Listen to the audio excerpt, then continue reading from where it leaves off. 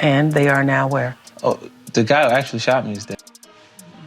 And the guy who paid him and got life in jail. Well, I'm at the price of life. I grew up at the price of life is cheap. So if you got the money, if you got the bag, it's going to happen. He's not going to want to talk with me here. He's afraid for his life. All right, can you hold on and I'll go check? Angie, he's afraid for his life. From courtside confrontations to live radio executions, from $3,000 Groupon schemes to bullets fired outside his grandmother's house, these are the moments that built the most feared man in hip-hop. 10 times 50 Cent proved just how dedicated he is to the gangsta life. Let's start with the day he was supposed to die. Before the platinum plaques, the vitamin water money, and the Netflix deals, 50 Cent was a kid from Southside Jamaica, Queens who'd made enough enemies to get himself killed. On May 24th, 2000, somebody decided to try. He was sitting outside his grandmother's house in broad daylight when a car pulled up next to his. The passenger stepped out, and a gunman unloaded 9 rounds through the window. Most men don't walk away from that kind of ambush. 50 did. And years later, sitting across from Oprah Winfrey, he walked through exactly what happened, calmly, like he was recapping a movie he'd seen. I came out like 12 o'clock in the afternoon, May 24th. She was bent over, actually planting flowers in the garden, and I walked over here to sit in the actual vehicle. His grandmother was planting flowers a few feet away, while a hitman emptied a pistol into her grandson. Oprah asked the question everyone wants the answer to. What does being shot actually feel like? 50 didn't flinch. Yeah, it doesn't hurt as much as people imagine it hurts because of your adrenaline and how the shock of what's actually going on, it hurts after. Then he laid out exactly where the bullets had landed. Hands, legs, face. 9 shots across his body, including one that tore through his jaw and left him with the slurred delivery that would end up defining his whole rap catalog. And my hands, my legs several times, like 5 times in my hands, and then in my legs, and then in my face. What made this interview different from every other time 50 had told this story was what he admitted next. For a man whose entire public image is built on being unshakable, he said the quiet part out loud. Right after the shooting, he was scared. The man who tried to kill him was still breathing, still in the neighborhood, still capable of finishing the job. So 50 made a decision that would shape the rest of his life. He wasn't going to sit in that fear. He was going to bury it under something louder. The anger became the music. The aggression became the brand. Bulletproof vests on album covers, the G Unit logo, the smirk on every magazine. The only way that I could, to cover those emotions were to be a little more aggressive. And insensitive. Yeah, and to be angry about the situation. All of it traces back to the afternoon in front of his grandmother's house. And then Oprah asked the question most interviewers are afraid to touch. What happened to the man who pulled the trigger? And they are now where? Oh, the guy who actually shot me is dead. And the guy who paid him and got life in jail. No hesitation, no dramatic pause. Said it the same way he'd describe what he had for breakfast. The shooter is in a grave. The man who hired him is serving life. And 50 Cent is sitting on Oprah's couch, a multi-platinum mogul, recounting it like a bedtime story. That's the energy he's been carrying for over 2 decades. The energy of a man who lived through his own execution and watched every person involved pay for it. So when he decides to make his presence felt like in the next entry, nobody in that building is confused about who they're dealing with. Running up on Jay-Z in his own city takes a level of nerve most rappers don't have. 50 Cent has never been short on it. The friction started in 1999 when 50 dropped How to Rob and jokingly stuck up every major name in rap, Jay included. Hav answered with a bar calling him broke and forgettable. 50 hit back, but Jay never picked up the pen again. That silence sat with him for years. By 2007, at the Screamfest show inside Madison Square Garden, the pressure finally popped. Jay up there with Kanye, T.I., and Diddy getting crowned King of New York. King of the South, King of New York, what's happening? Hey, but wait a minute. Rock is in the building, baby. You already know. No cue, no handler. 50 walked out from nowhere, took laps around the biggest names in the building, and turned the whole moment into his own. Nobody was going to hand out New York crowns without his name being in the conversation. Hey, You can get down, nigga. You can get down. It's all good. This a real special moment, ain't it? Come on, you can get something, nigga. This a real special moment, Let's ain't go. it? Jay wasn't hiding his irritation. Diddy jumped in trying to defuse the whole thing. But 50 stayed out there long enough to get what he came for. He'd hijacked one of the biggest nights in hip-hop and walked off like he owned the building. A while later, Jay told an interviewer nobody was actually afraid of 50. That didn't sit right either. I don't think it was taken out of context. No, I think the guy who was talking to him made him feel like a punk. You see what I'm saying? So he had to say, yo, nobody scared of 50. 50 turned the whole statement inside out. In his version, Jay only said it because he'd been backed into a corner and needed to sound tough on the spot. Then he went somewhere Jay probably didn't want to go. See, he's a piece of work, man. He always put somebody in front of him. When Jada came for him, he put Beanie in front of him. The accusation landed clean. Jay lets other people take the shots for him. Then 50 made it personal. You do some shit like that, and I fuck up. Let me go on record with that, because I ain't really with all that dumb shit. I think everybody already know that. That was 50 letting the world know plaques and status don't buy you any room with him. Still, that was a calculated moment. A stadium, a legend, an audience. Not every snap is planned. Sometimes it's a random Tuesday, and somebody just picks the wrong table to walk up on. It was June 2019, and 50 was trying to enjoy a quiet night out at a spot in New Jersey with Nicki Nicole from Black Ink Crew Chicago. Dinner, a date, nothing else on the agenda. Then a rapper by the name of NFL Doom spotted him and decided this was the moment that would change his life. Doom rolled up on the table with no chill, pushing his music hard and trying to make 50 scroll through his Instagram right there. 50 passed. Doom kept pushing. And that's when the night turned into one of the wildest clips on 50's highlight reel. He just wanted you to see his Instagram. The rejection was clear. Doom ignored it, leaned in closer, kept demanding time like he was owed it. That's the exact wrong move to make with Curtis Jackson. What witnesses described next sounded less like a confrontation and more like a scene from a movie. 50 grabbed a table, started slinging chairs, and the whole place turned sideways.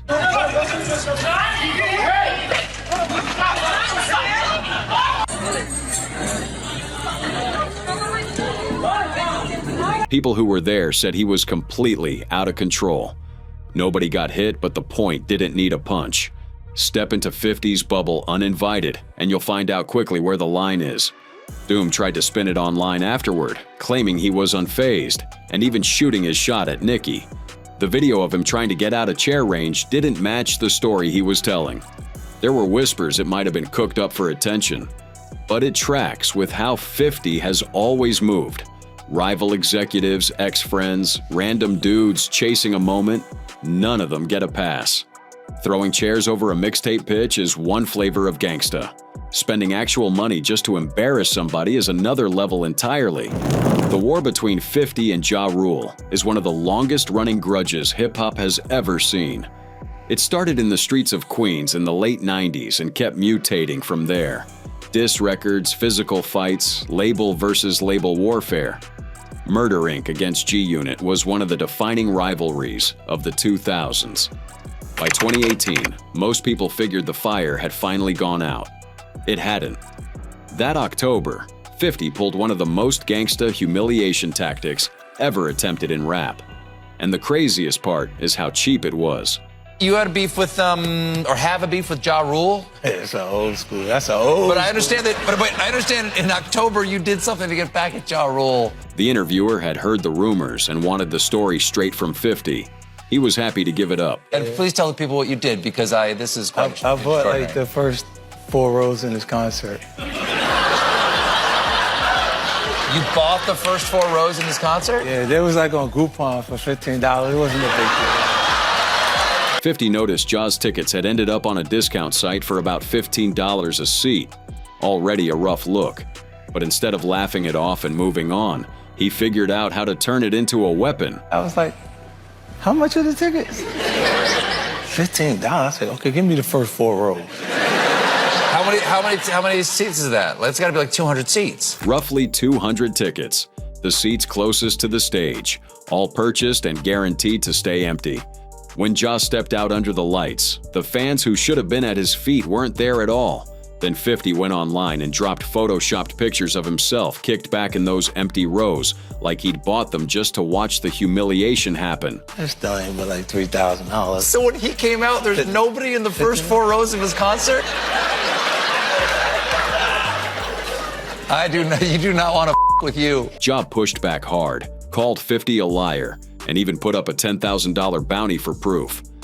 50 stood on the story in every interview that came after.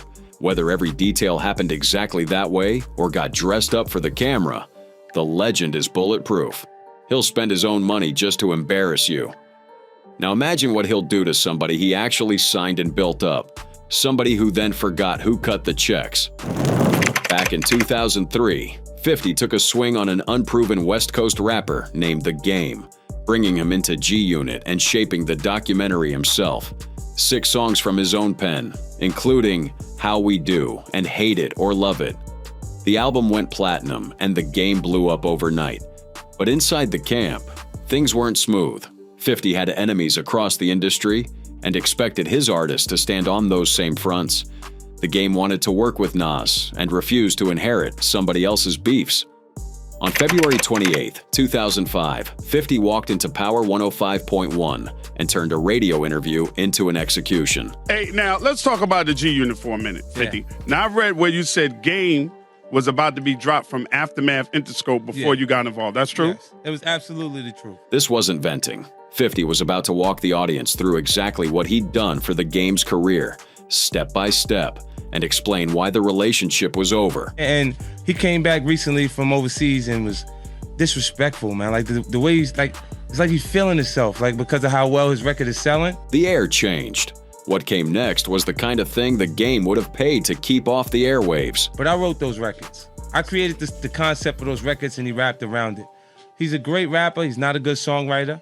Mm-hmm. You know what I mean? There's a difference. Live on the Air. He told every listener that the songs that made the Game famous weren't actually written by him. In rap, a claim like that can end careers. And 50 still had more. So where does he stand as far as G-Unit is concerned right now? Across the street or around the corner. He's not in my camp. Not at all? No way. Okay. Not after being that disrespectful. Gone. Just like that, the label's biggest new artist was cut loose on the radio. Within hours of the broadcast, gunshots went off outside of Hot 97, with the Game's crew involved. The beef was no longer theoretical. The Game rushed over to Hot 97 the same day to give his side of things. Hey, yo, you know what I'm gonna do, man? What you gonna do, baby? I'm gonna be easy and I'm gonna make good music, homie. That's all. He tried to keep his cool on the mic, but the damage had already been done in front of the whole city. 50 had pulled the curtain back on his songwriting, thrown him out of G-Unit in real time, and set off one of the most brutal beefs in hip-hop history. Ending a protege's career on live radio is cold, but every once in a while, 50 sits down for what's supposed to be a regular radio appearance and casually pulls back the curtain on a world most people only see in movies. And one Philly DJ found that out the hard way.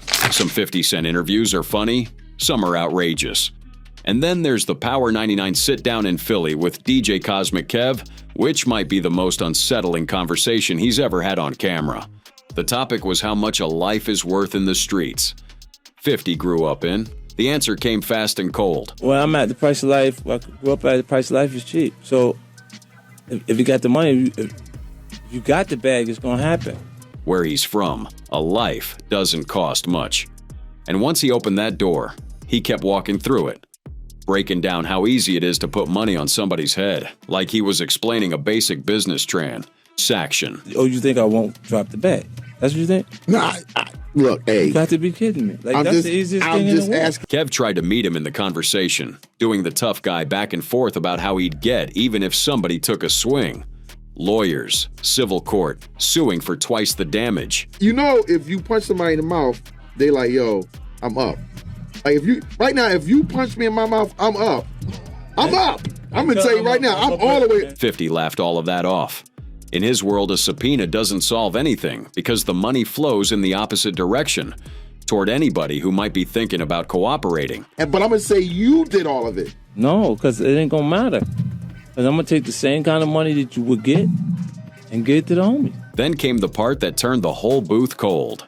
50 using his own shooting as the example. 9 bullets in 2000. An ambulance that got shot at on the way to the hospital. And a witness pool that suddenly went blind and deaf when it was time to talk. All of a sudden, everybody don't remember nothing. No, that lawsuit, no, I don't want to do that. No, but wait. They shot me, then shot at the ambulance. Kev went in thinking he was about to have a spirited radio debate. He walked out having been given a lesson in how a certain world actually works. Some guests come on to promote an album. 50 came on to explain the rules. But the scariest energy 50 carries doesn't only show up in a radio studio.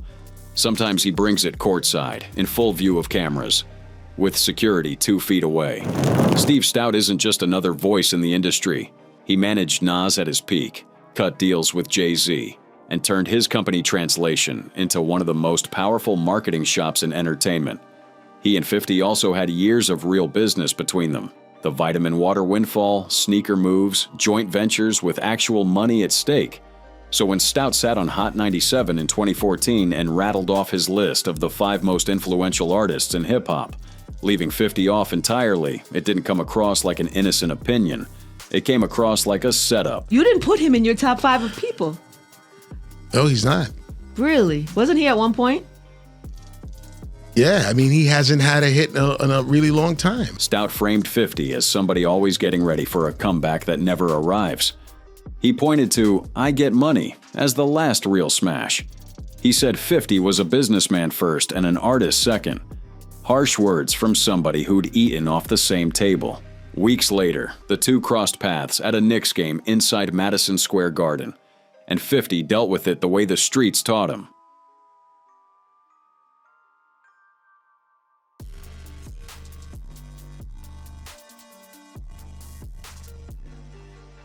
He closed the distance on Stout right there on the hardwood, inches from his face, with security and television cameras catching every second. He wasn't worried about the optics. He wanted Stout to physically feel what his words had started. In an interview not long after, he laid out exactly why it bothered him so much. And it felt like he just wanted confirmation of what he thought was going on the street. And he ain't that. You know what I'm saying? He never been that. The read was sharp.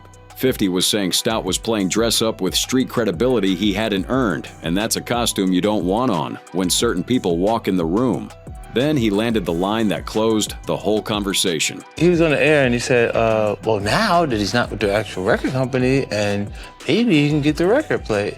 And now it's playing, Steve. See how your mouth makes things happen? Good guy, man. You just gotta keep him talking. The whole industry absorbed the message. It didn't matter how many boards you sat on or how many artists you managed. If you took a shot at Curtis Jackson on a public mic, he was going to find you in a public place. Courtside tension is one thing, but the truly unforgettable 50 moments usually involve somebody he used to be close to, and few people found that out more publicly than an ex.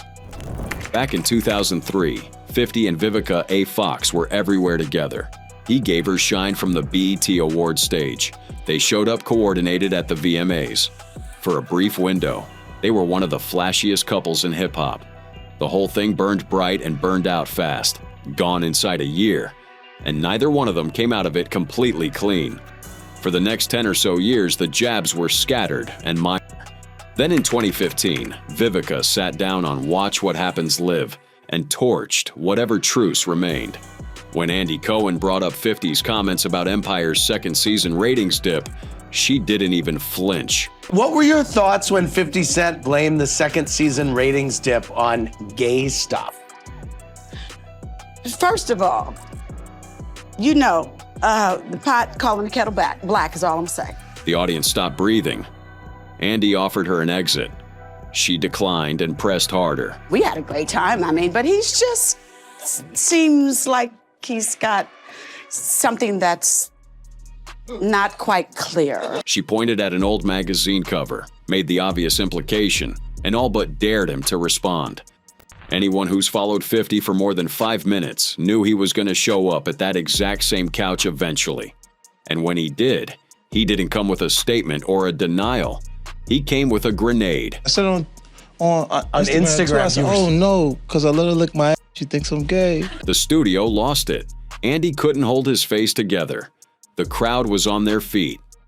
50 never broke that half smile, like he'd been sitting on that punchline for months, waiting for the right couch and the right camera to release it. That's the problem. You let someone lick your ass and look what happens. I'm sorry, I'll never do it again. Andy was gone. The co-host didn't know where to look. 50 leaned back in his chair like he'd just closed a business meeting. Humiliating an ex on television is one level of petty. Dismantling an entire crew by turning them against each other is a completely different kind of gangsta. The kind that takes patience, timing, and a surgeon's touch. The tension between 50 and Dipset traces back to 2007. The kind of New York beef that lived on radio stations, in mixtape intros, and in subtweets long before subtweets existed. But what separates this chapter from the usual East Coast back and forth is the way 50 chose to attack. He didn't bother rap battling Cameron. He went for something far more damaging, the bond holding Dipset together, and the opening he used was Jim Jones's biggest solo moment, when Ballin' hit and Jones was finally stepping. Into a spotlight Cam and Mace had been soaking up for years, 50 saw the crack and drove a wedge straight into it. And I just looked, and I knew I just took the shot, Murder, to see, because I wasn't sure he was gonna go for it. But I was like, we like Jimmy better than you anyway, Cam. One sentence, built in a lab, engineered to put Jimmy and Cam on opposite sides of a room, and it landed exactly the way 50 designed it to. And then, when you see, he like, oh, he really like that. Give me this, give me Jimmy. Yeah, tell him we want you at the show, Jimmy. Jimmy swallowed the hook whole, because when a man is finally having his moment, the last thing he wants to do is pass on somebody validating it.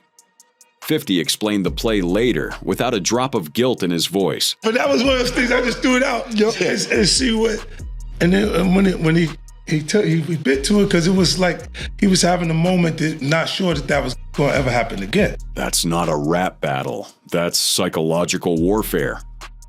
50 put a few words in the air and let Dipset tear at its own stitches from the inside. The group eventually patched things up with a 2016 Instagram photo. But truces in hip-hop are fragile. And in 2025, when 50's Netflix documentary Sean Combs, The Reckoning dropped, Jim Jones and his circle couldn't help themselves.